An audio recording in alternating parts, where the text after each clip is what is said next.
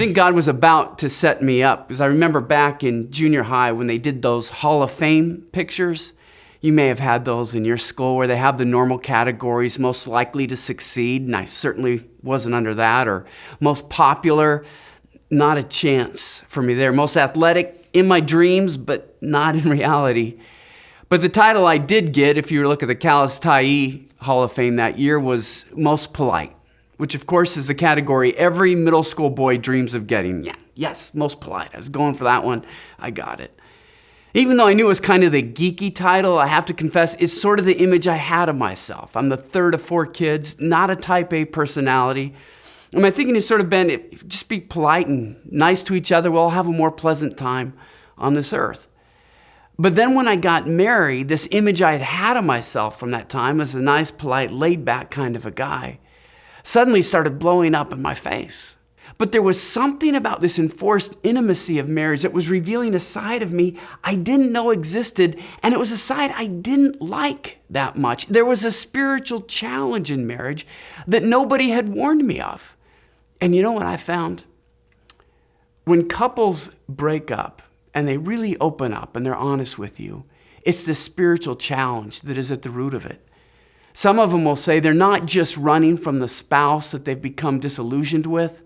When they're really honest, they'll admit they're running from themselves.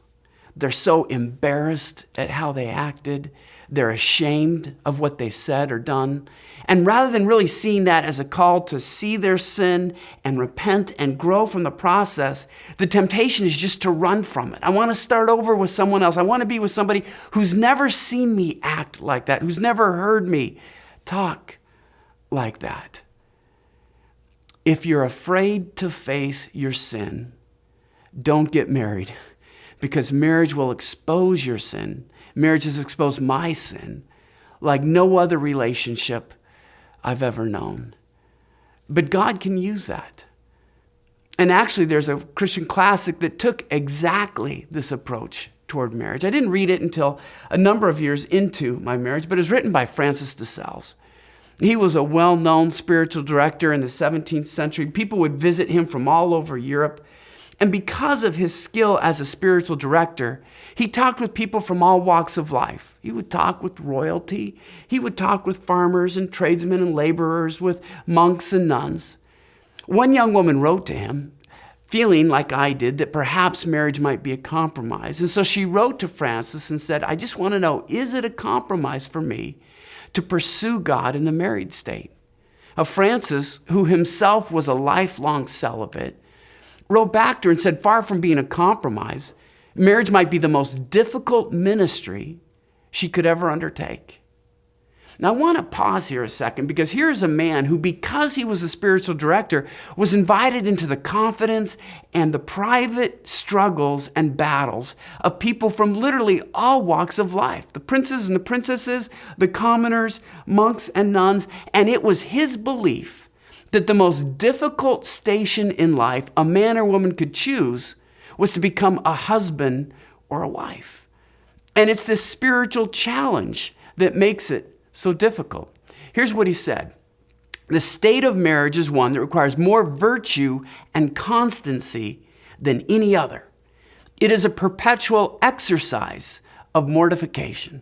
Now, that's an old-fashioned word that the ancients used, but when he says that, he means it's dying to yourself, denying yourself, learning to put others ahead of yourself.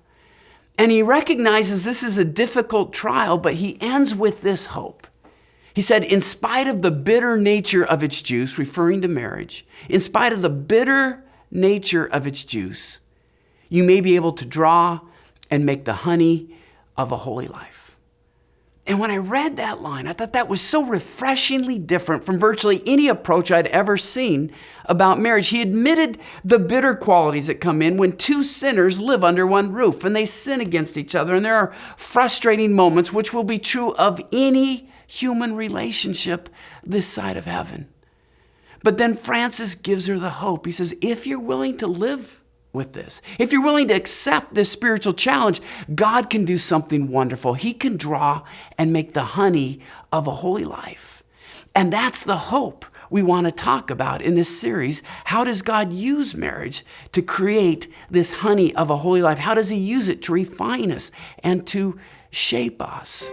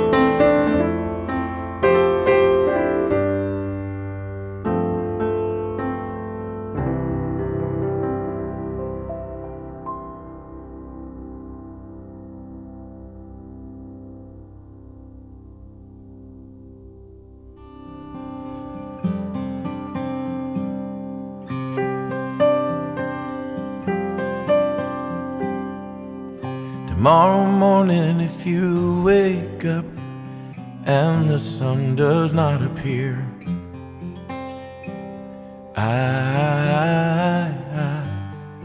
I will be here. If in the dark we lose sight of love, hold my hand and have no fear, 'cause I will be here. I will be here when you feel like being quiet, when you need to speak your mind. I will listen, and I will be here when the laughter turns to crying, through the win and losing and trying. We'll be together, 'cause I will be here.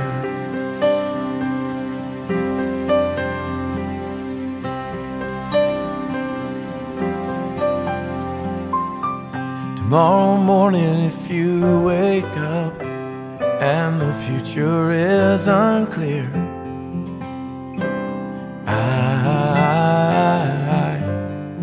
I will be here. Just as sure as the seasons were made for change, our lifetimes were made for these years. So I will be here, and I will be here so you can cry on my shoulder when the mirror tells us we're older. I will hold you, and I will be here to watch you grow in beauty and tell you all the things you mean to me. I will be here. Oh,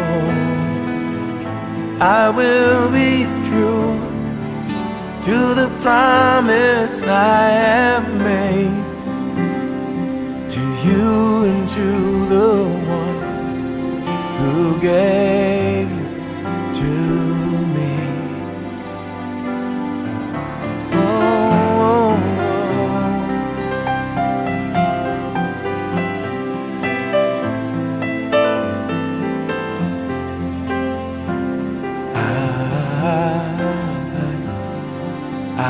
be here. And just as sure as the seasons were made for change, our lifetimes were made for these years. So I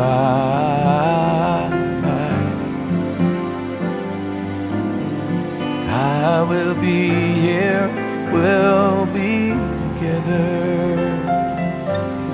Oh yes we will, 'cause I will be here.